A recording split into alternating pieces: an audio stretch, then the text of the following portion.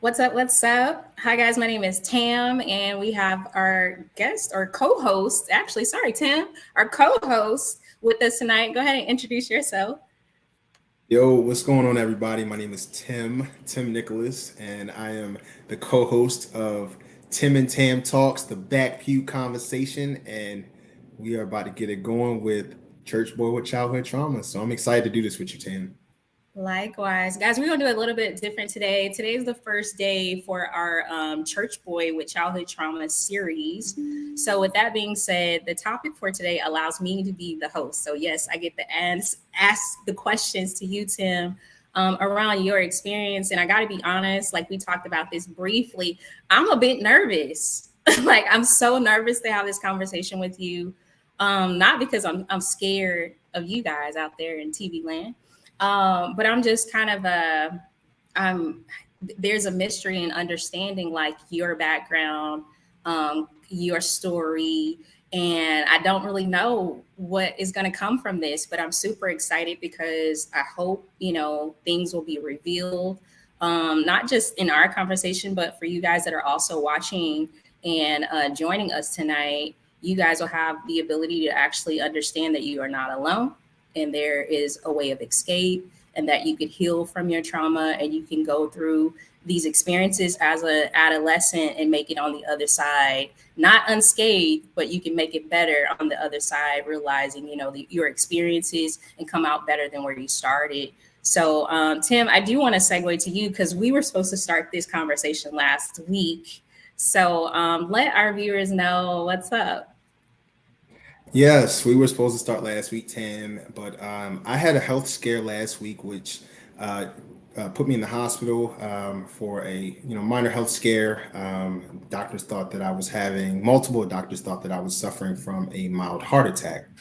After doing testing, rounds of testing, and things like that, it was revealed that I did not have a heart attack. That my angiogram came back clean, and so I just thank God that He is a healer first and foremost.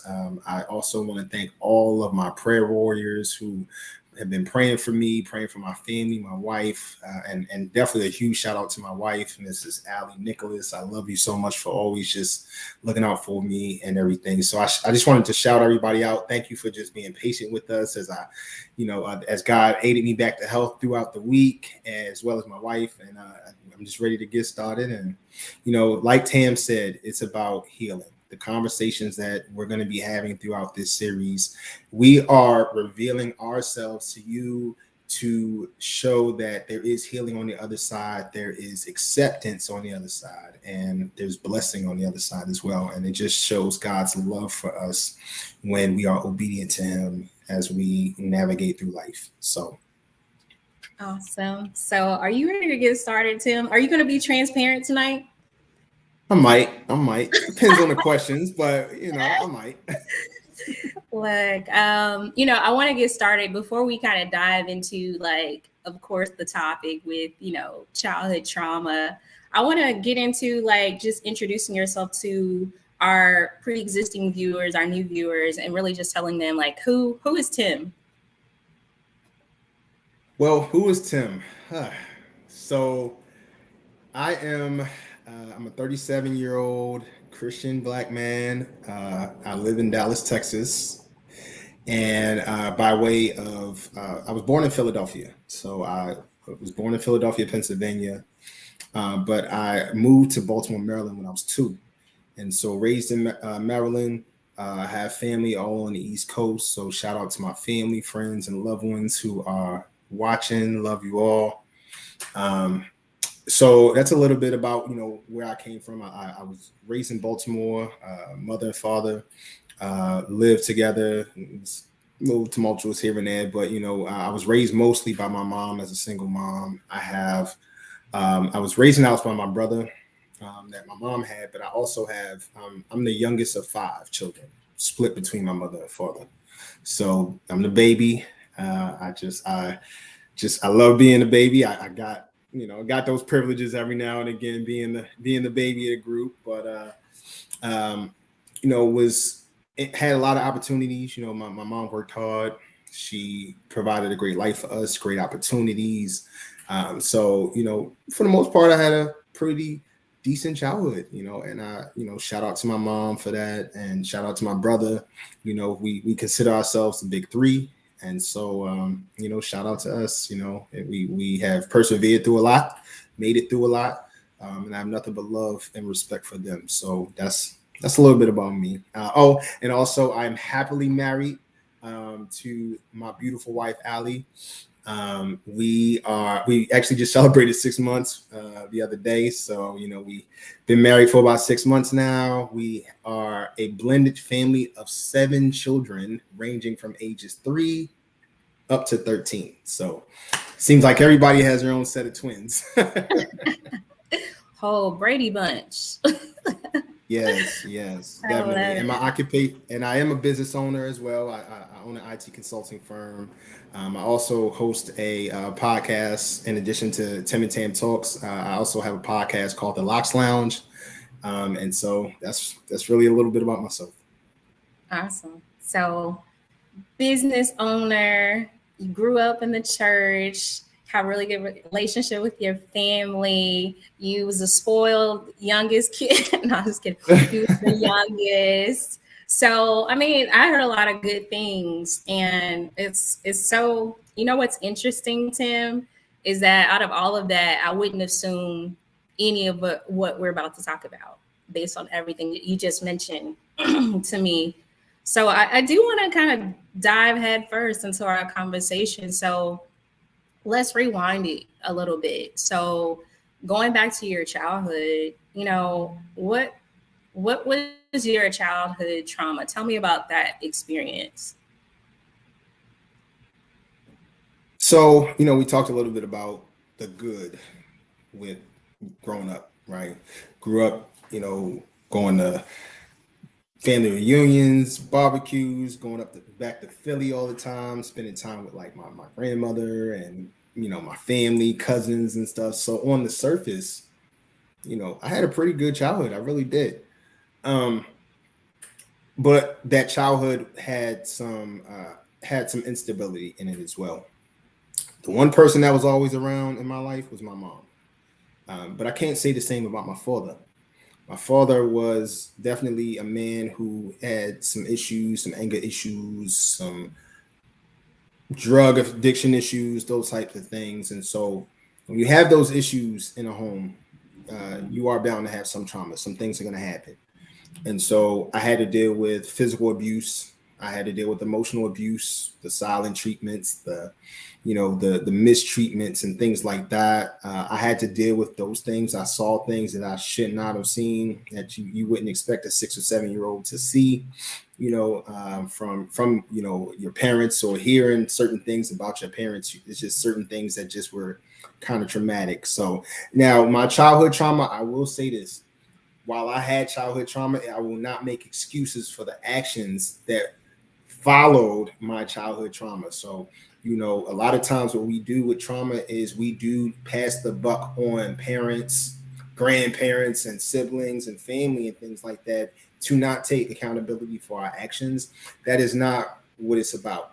But what it is saying is that, yes, I suffered childhood trauma, and because of that, I didn't have an opportunity to thrive emotionally. I had to survive. And in survival mode, you have to do things that you're not proud of doing, but you only do those things to make you feel a certain way, feel better.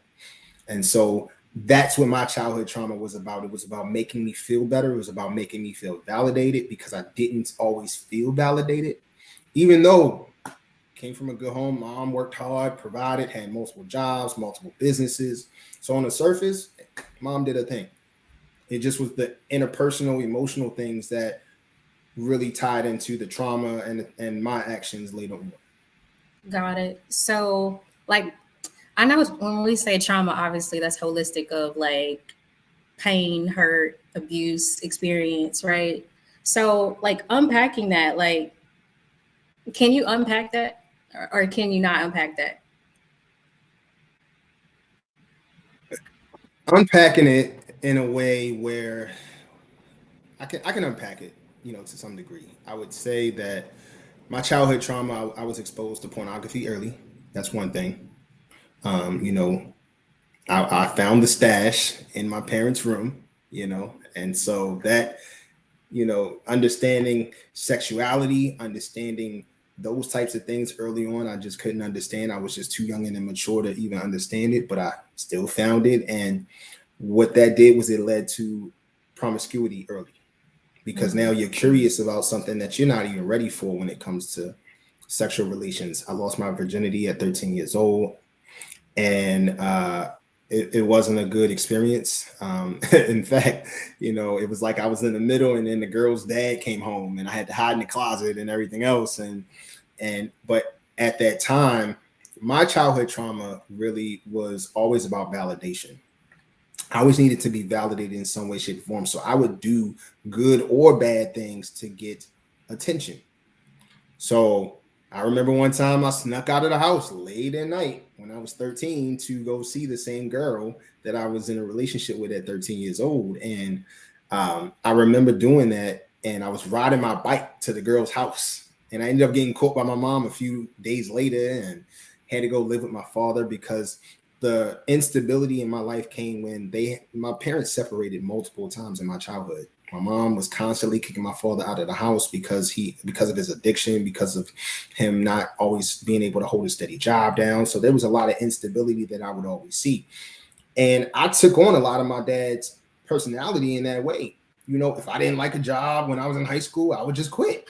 It would, and there was that same instability that I carried, into some of my relationships as well. And so that's some of the things that I remember. It was traumatic. Now we're talking about church boy, right? So let's tie church into this. With the church aspect, church is the safe haven. You get to meet friends, you get to be a part of a group, you get to serve, you get to learn about God, you get to be in Bible school and Bible study and understand that there is a higher calling on your life and a higher being bigger than you. So I was learning all of those things. Of course, there was confusion, because it's like, man, y'all worshiping a God that we can't even see. But then when you start to get into the word of God and you start to read the Bible and things like that, you understand why things are the way that they are. And, and of course, like I always remember, like my pastor, youth ministers, everybody saying, son, obedience is better than sacrifice. So you got to do what you got to do to not put yourself in a bad position. But I was so hard-headed. I still was doing those things because I always was seeking validation. I just wanted to be seen, because I just felt like at home, y'all don't see me the way I need you to see me. So I got into some trouble, and I was the kid that, it's so funny. Yeah, I told you about that promiscuity early. And I'll never forget, at church, I had a friend of mine, we went to middle school together. And I remember this woman saying to me, she was like, you're such a cute, handsome young man. You're gonna be the one to knock up a girl real early. You're gonna be the one that's gonna be sleeping with all the girls. And this is a parent telling me this.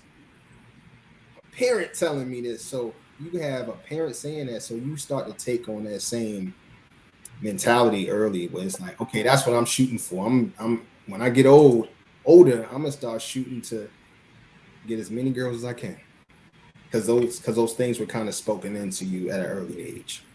So that was spoken to you prior to you having sex. You felt like that was just something that you're just like, oh, okay, maybe that is, yeah. What I'm gonna shoot for. If this is the identity that you putting on me, I guess I'm gonna shoot for that. Because if an adult is telling me this, why not go with it? How old were you? Like 11, 12. Wow. So, like, tying all of that in, Tim, in terms of like your trauma, and then like you having some sense of knowledge of like a connection inside of the church, did you at any point, while you were in church, did you at any point feel like, these things are things that I maybe need to take to the altar at such a young age? Or did it just feel like normalcy at a point? I never was aware at that time about these things. Mhm. And going to the altar, wasn't even thinking about it. As a kid, I'm so shy. I'm not going up to the altar. When Yeah. I gave my life to Christ, I gave my life to Christ on November 11th, 1997, in my bedroom at my Mhm. house. I Mhm. called my mom into the room and I told her I wanted to accept God, Jesus as my Lord and Savior. And we did it right then and there. But I heard the altar call every Sunday and I just was so afraid to go. I was so Mhm. afraid to go down. I felt like people who would go down were like judged as being bad people, and that now bad people we're gonna cleanse you into a good person. And so I was always conflicted in that sense, like, well, I'm not a bad person, so I can accept God in this particular way, but I don't have to go to the altar to do that. So no, I never had any type of awareness about going to the altar because I just felt like only adults do that. I'm not doing it. Yeah. It's so interesting that you said that. I remember like being a kid and having this fear of like wanting to go to the altar, but not wanting to go while everybody was looking at me, that, and in the black church, I can't speak for every black church, but there are a lot of black churches where the scripture, if you deny God, he gonna deny you if you don't come to this altar. So it's just like, Oh yeah.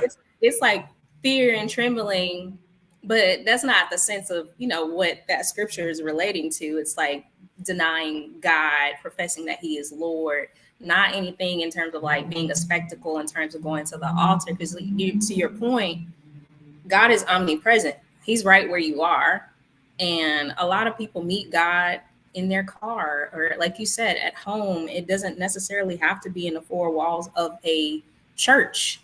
So I'm so glad that you said that, because I think a lot of people need to hear that.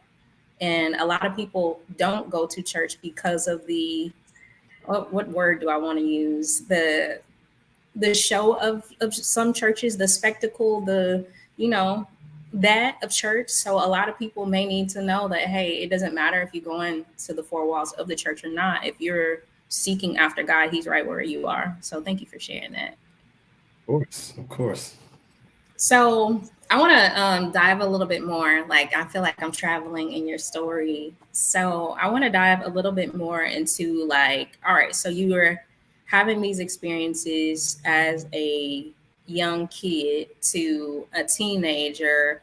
And what age did you get married? Let's see. I was 25 when I got married the first time. So 25. Okay. How long did you date before you got married? Hmm. We dated for about a year and a half. We dated for about a year and a half. During that time, my ex-wife and when we were dating, we lived in Baltimore, Maryland together. I actually met her at church, and we were Mm, in the same discipleship class together. Just a little bit of background with that. Um, I was I was actually just sharing this story with my wife right before we got on, and prior to meeting my ex-wife, um, I actually got sat down from my pastor at church because I was having a child out of wedlock at the time. I was having my firstborn child, and he sat me down and he said, "Son, you need to, get your house in order, take care of that baby that's coming, and get in my discipleship class, and just start doing better." And while I was crushed, I understood. mhm. And I ended up taking a discipleship class. I met my ex-wife and we became friends.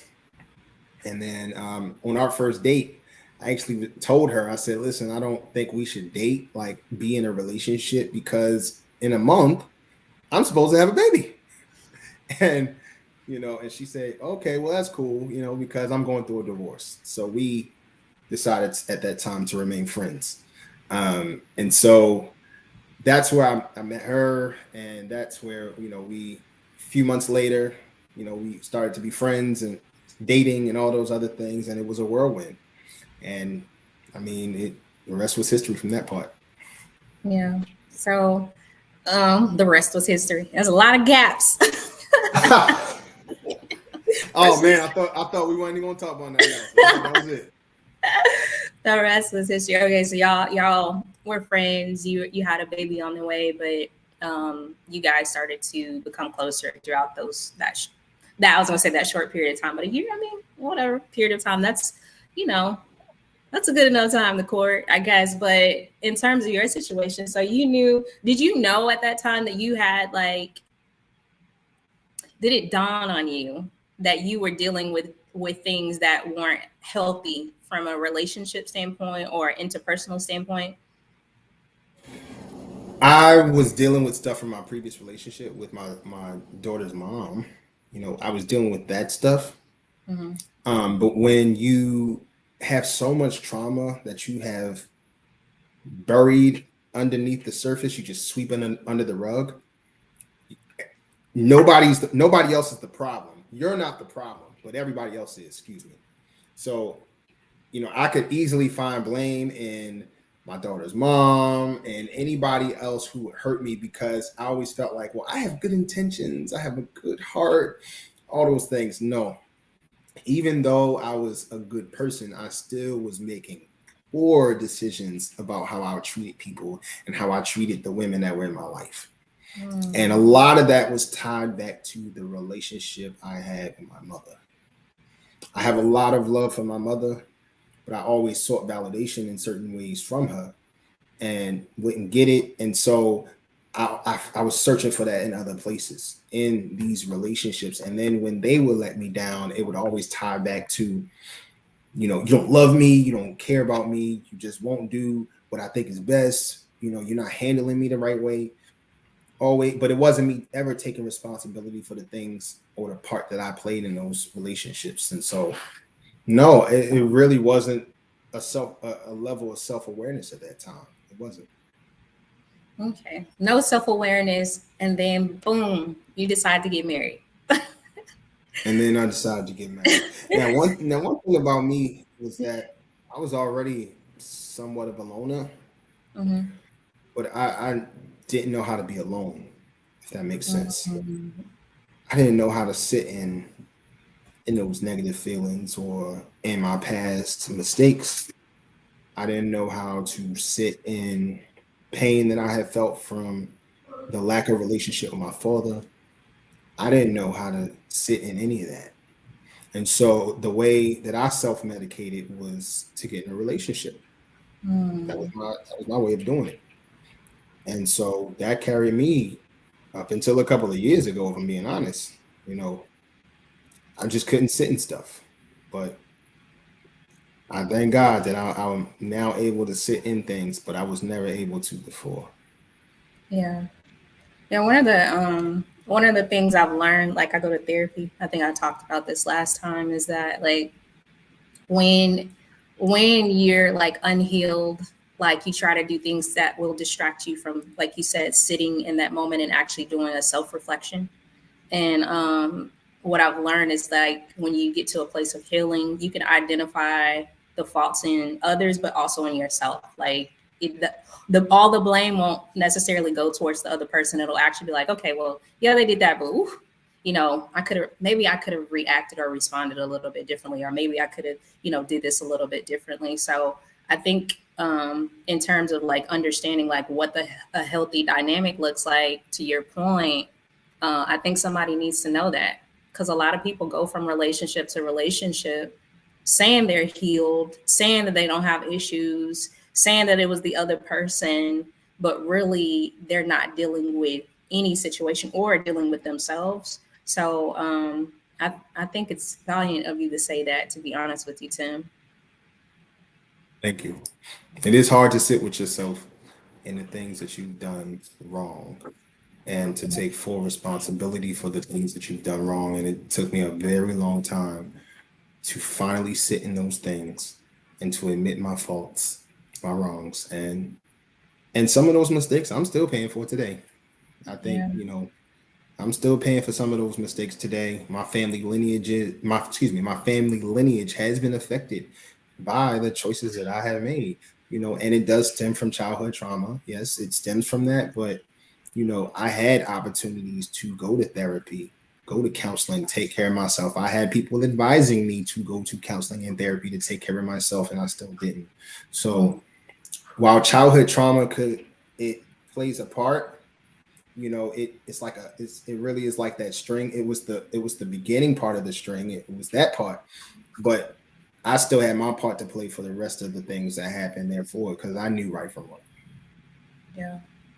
So I want to dive into your marriage, and obviously, so we talked about a bit of the we're getting into the cause, right? The cause of the trauma and how you're dealing with some of that trauma, and now you're bringing this trauma into a whole marriage situation, family dynamic, and how does that play out, like in your relationship? Like, tell me how that marriage was. In terms of like your experience?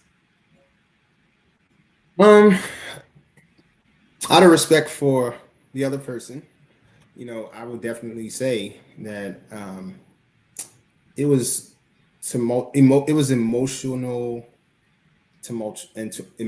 tumultuous, especially in the beginning. We were just trying to figure it out.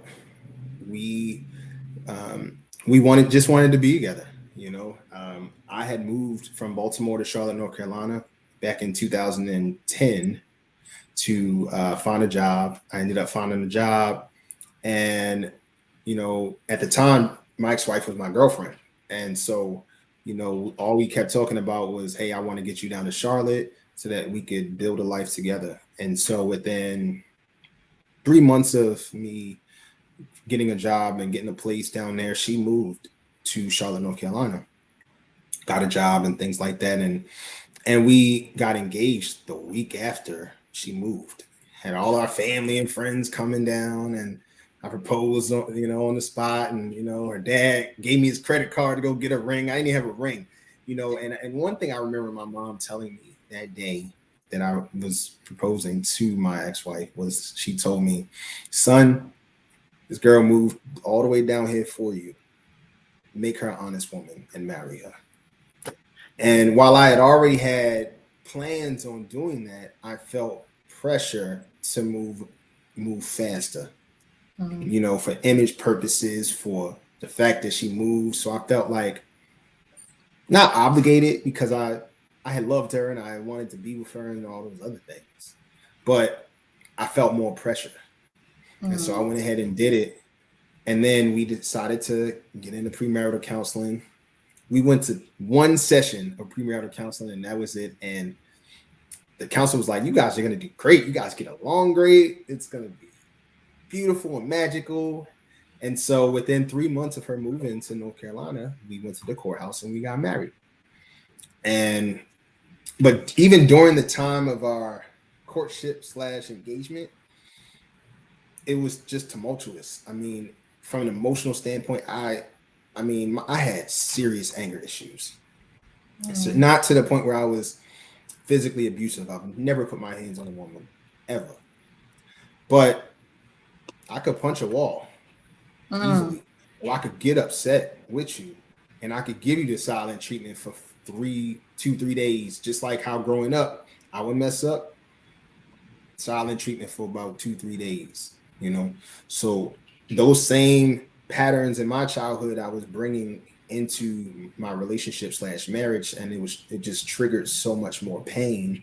But I wasn't dealing with the pain. I would only deal with the circumstance without really dealing with the root of the issue, going back to the childhood trauma, those things. And when you're 25 years old and you're just trying to make it, and you're trying to survive, and you're trying to build a life with your family, dealing with trauma and going to therapy is the last thing I'm thinking about. Let's just deal with this situation. Let's evolve the best way we know how. Let's put a Band-Aid on it, and let's move forward. And that set the tone for our marriage for the next 9 years. You just said a whole bunch, Tim. Like, so for the viewers out there, when you go silent treatment, I've learned it. I'm gonna keep throwing out stuff that I'm learning in therapy. I'm saving you guys some money. It's called stonewalling, is what it's called. So basically, the person just completely goes. You're punishing the other person. which says you're not even worthy of me talking to you right now. You don't deserve even me saying anything. And what that does to the other person is basically it mentally and emotionally abuses them. And that's, or psychologically abuses them. So I know what that feels like. I guess we'll get into that next week. Next week, we're getting into that. We're going to get into that next week. So to hear you say like, okay, well, this is how I handle, this is what I did to handle conflict. And it was the same thing I was doing to handle abandonment or not being validated when I was a kid. I was the same person. I didn't change, so, for you, I can understand how it feels like normalcy, not to end for viewers. I'm not excusing behavior, but I can understand it, and all that get an understanding. So what year, I'm about to go deeper. What year did fidelity come up in this marriage, Tim? What year did infidelity come up? Yeah. Oh, infidelity. Yeah. Infidelity. What year? Let's see. It was 2016. So 5 years in. Okay, 5 years. No, 5 years in. I stepped out the first time in 2016, and yeah, it was there for sure. You said it like, and I didn't look back. Hey, you know why I say that? Because because once you go down that deep rabbit hole, it's so hard to come out. It's so hard to come out. Because you're already breaking the covenant that you create with God. And so it's one of the ultimate sins. And I definitely stepped out and had a full-blown relationship with another woman. Wait, full blown? Full blown. With another married woman at that. Bad. No names. Is she still married? Yeah, she's still married to the same guy. The plot thickens. So, what would you say? Okay, 5 years in, year 1, 2, 3, 4. Were you already thinking about it? Definitely. I moved to Texas in 2013. Mm-hmm. And I moved in April 2013, and my wife at the time, she moved a month later. Mm-hmm. We argued every day that we were in two different states. She wanted to be here. I kept pushing and telling her, don't move until you get a job. And a lot of that was my own selfish reasons, because I wanted to be out here, and I wasn't cheating at the time, but I was looking. I said, man, everything is bigger in Texas. My goodness. I said, man, this is all right. And so now you get into the comparison game. You start to compare. That's a dangerous game to play. And it was tough. And so we fought a lot. And then when she came, we put a Band-Aid on some things. She ended up getting pregnant with our son. That put a Band-Aid on some things. But I wasn't happy with her, but it wasn't because she wasn't a good wife. She was. It was because I was just unhappy with myself, and I was unhappy with life, and I was just, I hadn't dealt with any of the pain and the trauma and things like that. So I took a lot of that out on her, and then eventually I stopped trying.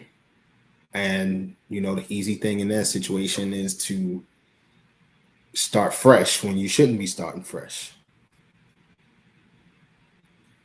You stopped trying because the easier thing to do was to start fresh. Yeah. Clean slate. What I thought was a clean slate. And the thing was that, see, I was stepping out, but I was involved in my heart for real. So, you hear the stories sometimes where you hear those situations happen, and you mostly hear the woman getting more emotionally involved than the man because of that physical element. I actually was getting more emotionally involved than the woman. Yeah. I've always been that kind of guy. Like I've always been that kind of dude to be into my emotions, but I was playing a dangerous game because now I was the one saying, "Hey, you think we should leave our spouses and make this work? You know, what you think?" So I was actually the one kind of pushing for that stuff, and so it just was a mess. It was a whole mess. Sounds very Jerry Springer, Tim. Yeah, yeah. The man you see today is definitely not the man I was back then. I am a Yeah. God truly created a new and pure heart in me because the things I was doing then, I wouldn't even think about doing now. To go back down that rabbit hole, I would never go down again because it is super hard to get out, and you just lose so much. So you lose a lot of respect for yourself. People lose respect for you, but above all, spiritually, it's a total disconnect from God. Total. So I want to keep unpacking, Tim. So, how would you say, obviously now you're married, now you're basically knee deep in doing what you feel like makes you happy in this moment, right? So, how would you feel? What would you say in terms of like how that trauma affected those around you, like your wife at the time, your child at the time? Like, what were the effects that you saw looking back? Um, I'm pretty sure that in addition to the emotional abuse that she felt from me gaslighting her and saying things about her and saying I wasn't attracted to her and things like that, that's psychological damage to a person when you're supposed to say I'm gonna love you, protect you, spend the rest of my life with you for better, for worse, richer or poor, be faithful to you, and here it is, I'm telling you I'm not even attracted to you. That's crushing for someone to hear. And so psychologically, I damaged her in that way. Time and time again, I always made her feel like she was wrong in her feelings. So I know a lot of self confidence on her part might have been lost. Mm. And then with my son, and my daughter, when she would come down and visit for the summertime, because she lives in Ohio, Cincinnati, Ohio, she would come down for the summertime. And because I travel for work, it was so easy to do the dirt. It was so easy to be away from my family. So I I know that from the connection standpoint with my children, I lost out a lot of time Mm. being out here playing. I mean, I literally was out here in the streets pretty much. I was doing it in a sophisticated way by, traveling to work and, meeting up and things like that. But I spent a lot of time away from home. And so my foundation was cracking at home big time. Yeah. So, we talked about this on our other show, but I guess we can get into that piece now because obviously, like, what was the kind of the ending for that relationship? Like, how did that transpire? How did it come about? And then walk us through to how you are the person that you are today. It was during the pandemic. Um, I decided to step out a second time after my wife at the time had caught me. She had caught me 3 years prior, and I said that I would get the help. I would go to counseling. I just wanted to save my family because at that time I didn't necessarily want to. I didn't want to bring shame to my family by getting a divorce. I wanted to be the child. Both my parents had been divorced, multiple times, and I didn't want that on my record on being divorced. Even though she had every right to leave me, but I was all about let me save my family because for the image. We were small group leaders at our church. Didn't want it coming out in that way because that could have brought a lot of shame to us being small group leaders.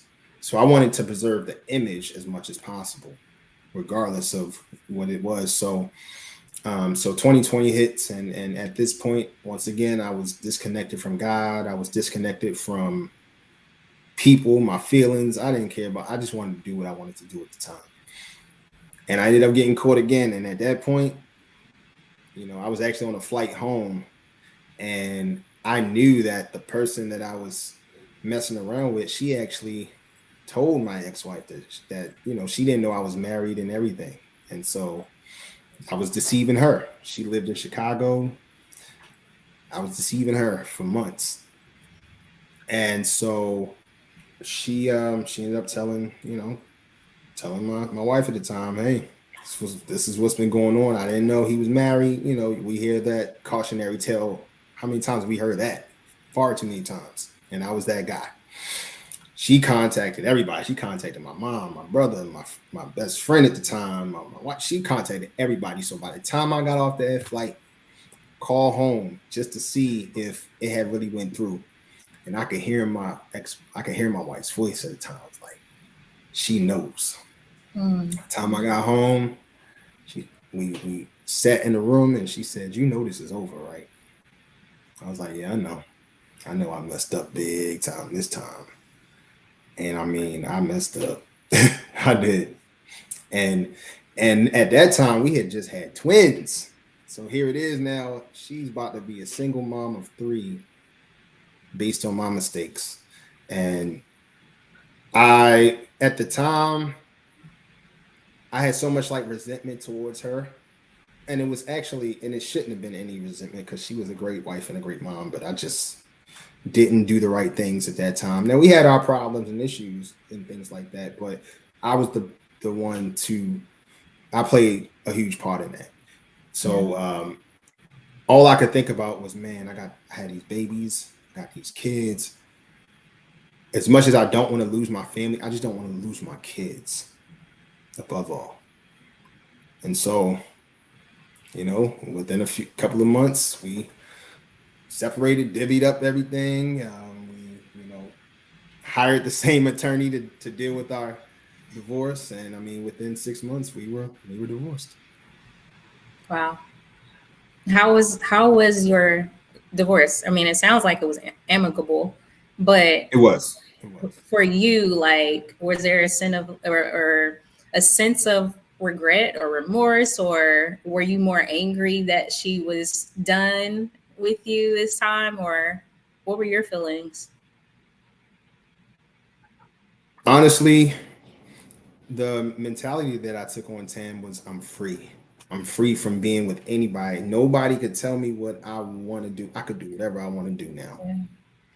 I could do whatever I want to do. So I really wasn't thinking so much about the cause and effect. I wasn't thinking about the consequences. I was just thinking about, I'm free. And so what do? In true classic Tim form, I get into another relationship. How soon? I feel like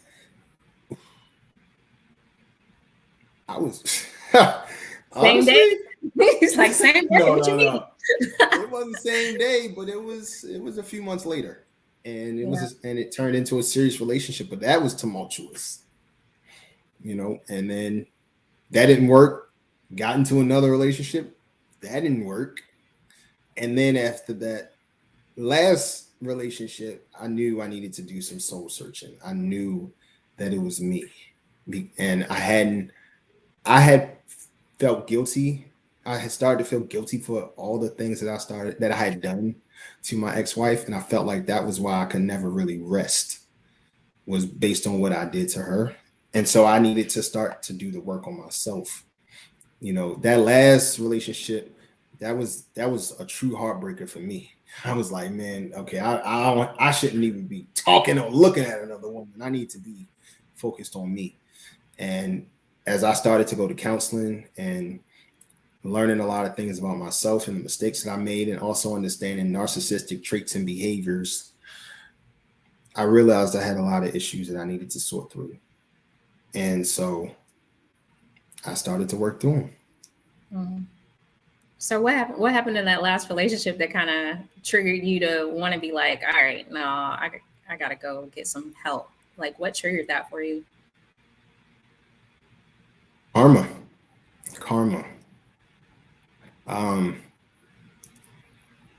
She lived in Atlanta. The young lady, well, she was from Atlanta, moved out here to Dallas, went back home for a weekend. Come to find out, she ended up stepping out on me with someone. And that was crushing.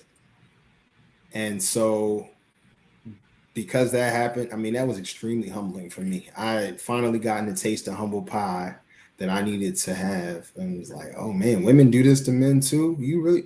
And I thought I was doing everything right in that relationship. Being, talking about things, providing, you name it. I was trying to be Mr. Prince Charming. And even when I gave all my effort and it still wasn't enough, and I still got cheated on, I was like, oh man, now I know what she felt like when she was doing all she was doing, all she could, and I messed up. And so that's when I needed to go in and finally start doing some soul searching and really start being specific about the prayers. God, please change me. This right here, I do not want to live like this. And most of all, I do want to love again. I do want to be someone's husband again. I desire that for my life. But God, it starts with changing me, change my perspective, change my walk, change the way I think, change the way I act.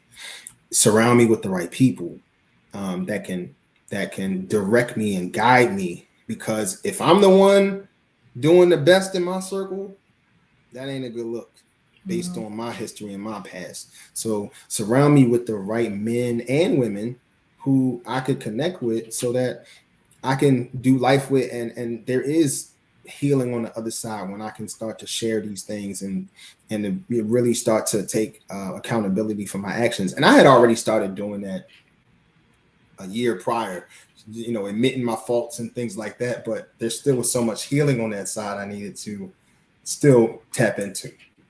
Yeah. So how did that tie into like your foundation? Because I know initially you were saying your relationship with, you knew there was a God, but still there was some kind of disconnect. So you had talked about like being at home and meeting God there. So in the midst of there to, bringing it full circle, like what transitions did you make in your faith that allows you to walk the way that you walk now? For starters, I had to go to counseling.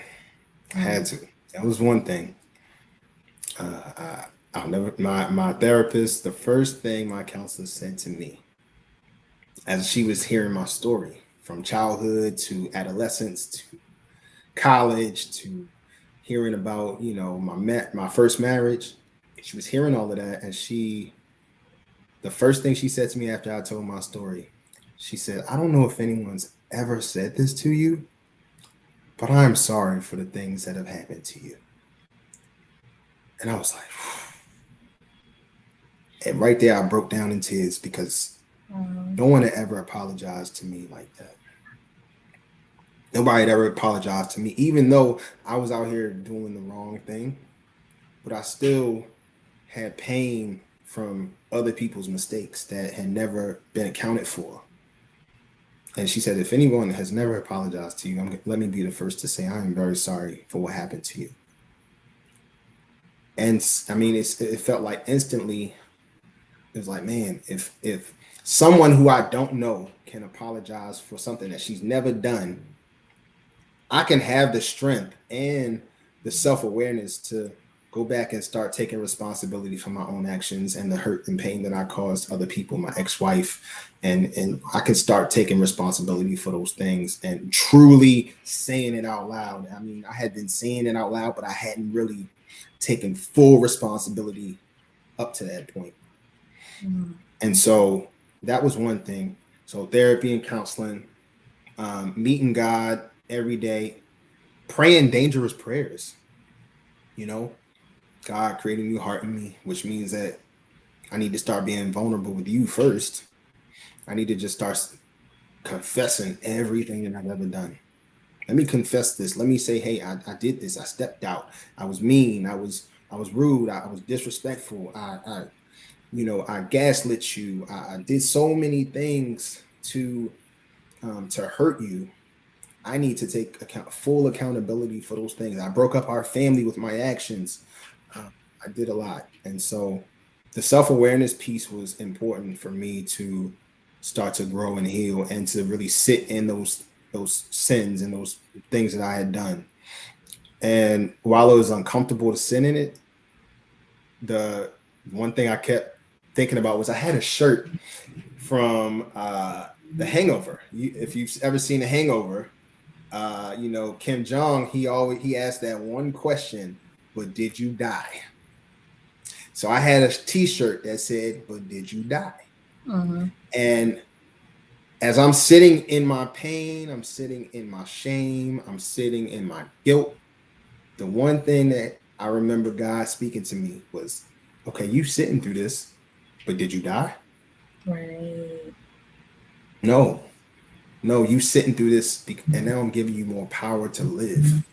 I give you more power to take back your life in a way, but now I'm giving you the power to allow me to lead. I need you to trust me with your life. Stop making bad choices and decisions, and I need you to trust me with your life. Not just a part here and there or a part there and there. I need you to trust me completely with your life. And if you trust me with your life, I promise you I'll blow your mind. I remember him telling me that in church. I just did a post, an appreciation post and a testimony post about my wife and I celebrating 6 months. And in that post, I laid it all out from February 27th, 2022, sitting in church and remembering that altar call. And I remember God saying, if you give me everything, I will blow your mind. I will take care of you. And I started to take those steps, and I started to sit in my pain, my shame, and I also just started really just taking accountability. That's beautiful. So in the midst of like coming to that self-awareness, did you sit down with your ex-wife and kind of tell her, hey, I know what I did now. I see myself. I see what you saw. So did you have that moment? How was that moment? I had that moment with my ex-wife. Yeah, I did. And it was great. It was great. I had it. Yeah, we had a conversation a while back. Mm-hmm. And I had already apologized a couple of years prior. I apologized for the things that I had done and things like that. But I mean, I really came back and had a heart to heart where it was like, I know I did it all. Like I am truly sorry for the things I did to you. If I'm the one that, that forced you to never love again, marry again, I am sorry. I hope that you find love and someone loves you way better than I ever loved you, way better than I ever cared for you. And I hope that you get the opposite of what I gave you from someone, from another man. I pray that's what you get. You get your heart's desire if that's what you want.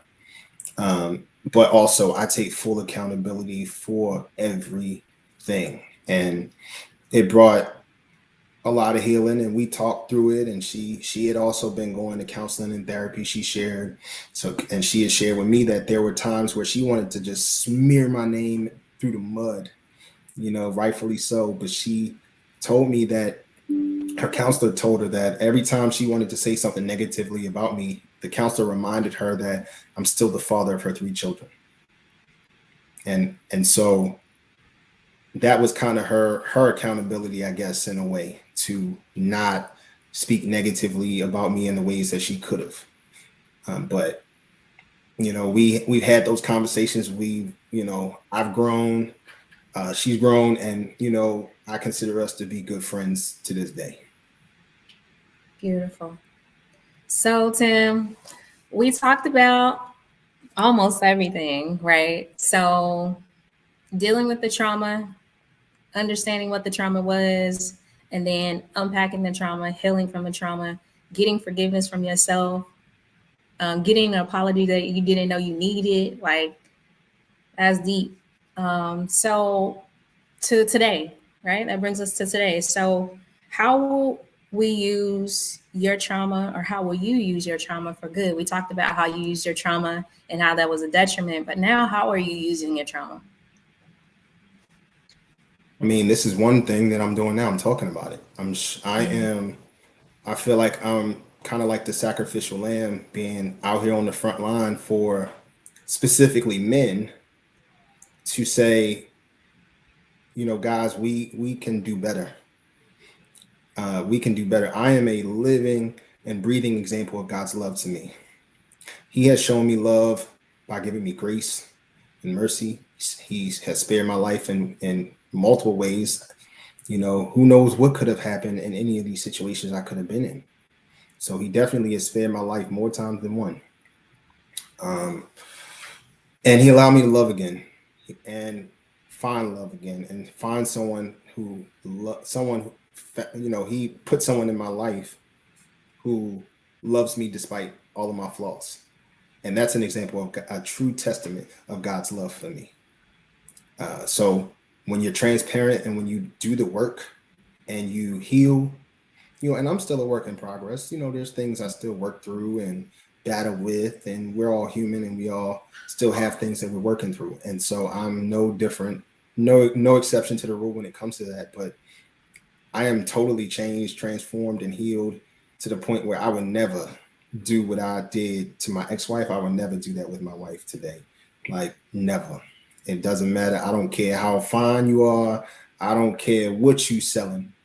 Let me tell you something. I love that woman to death. And I told God, I promised God in my crying moments, in my darkest moments, that if he allowed me to love again and to marry again, I was going to be the best husband in the world. I was going to be good to that woman.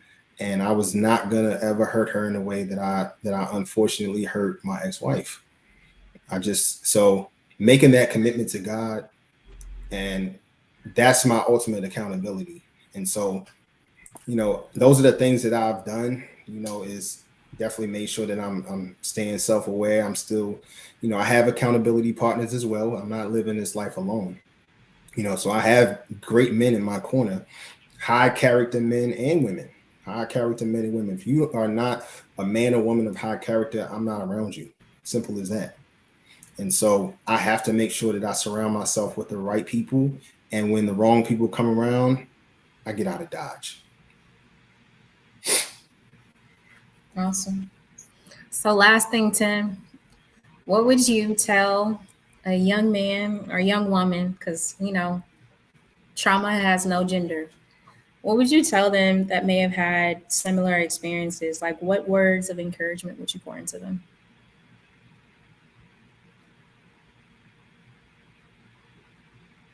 Seek God. That's the first thing. Forgive yourself. And that's a process. Live in the present and not the past.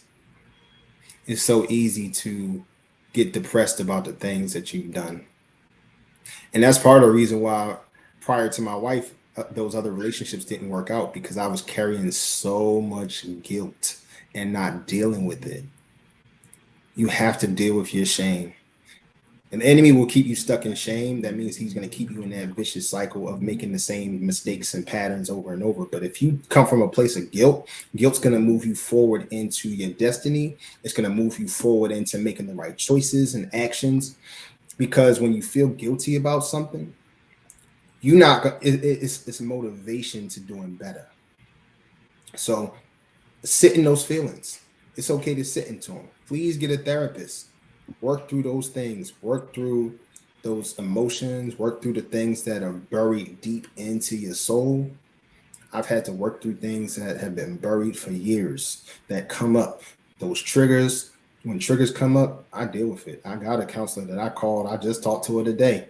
And I said, hey, I need to schedule some time with you. Because another thing about counseling and therapy is that if you have suffered trauma of any kind, I would advise you to have a paid best friend for the rest of your life. I would recommend it.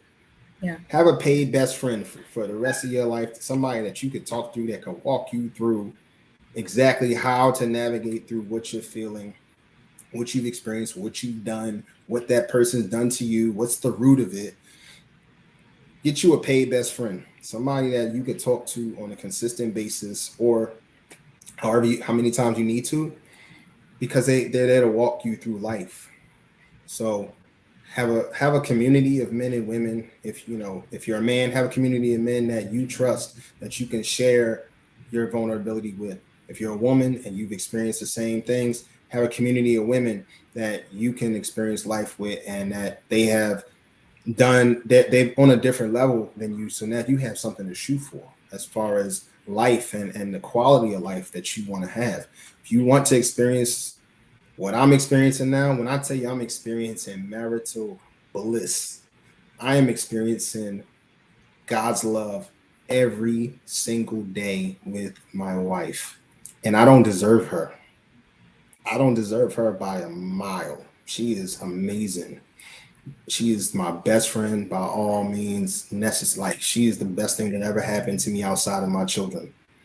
And when I tell you, I don't deserve her, but God was not going to release her to me until I surrendered to him.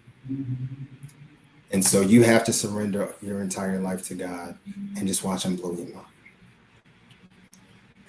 Thank you, Tim, so much for sharing your story and bringing some sense of healing to all of us. I think some of the things that you said I needed to hear, if I'm being honest with you. So thank you so much for just your transparency and your ability to share your heart with the world and with myself.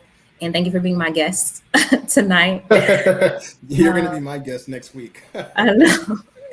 I want to thank you guys so much for tuning in to Tim and Tam podcast. We're going to be doing a 10-part series on the church boy with childhood trauma. Today, we talked about the cause of childhood trauma. Next week, we're going to be talking about the effects. And again, I will be the guest and Tim will be the host. Next week, we're rocking or starting off at 7:30 Central Standard Time next Monday. Tim, was there anything else you wanted to add before we end tonight? Nope. That was great. Thank you so much for joining. Thank you for listening. Thank you for hearing a piece of my heart. Thank you, Tam, for the wonderful questions. And we just hope that this podcast will be impactful to your life, the lives of the ones surrounding you, around you, and that it brings healing to your family and to your own personal life. So we're just excited for this series. It's going to be a lot of healing and transparency. And if you are someone who craves transparency, then this is the podcast for you. Awesome. Thanks so much, Tim. Thank you guys so much for tuning in. Thank you. See you guys next week. I hope you enjoy your night.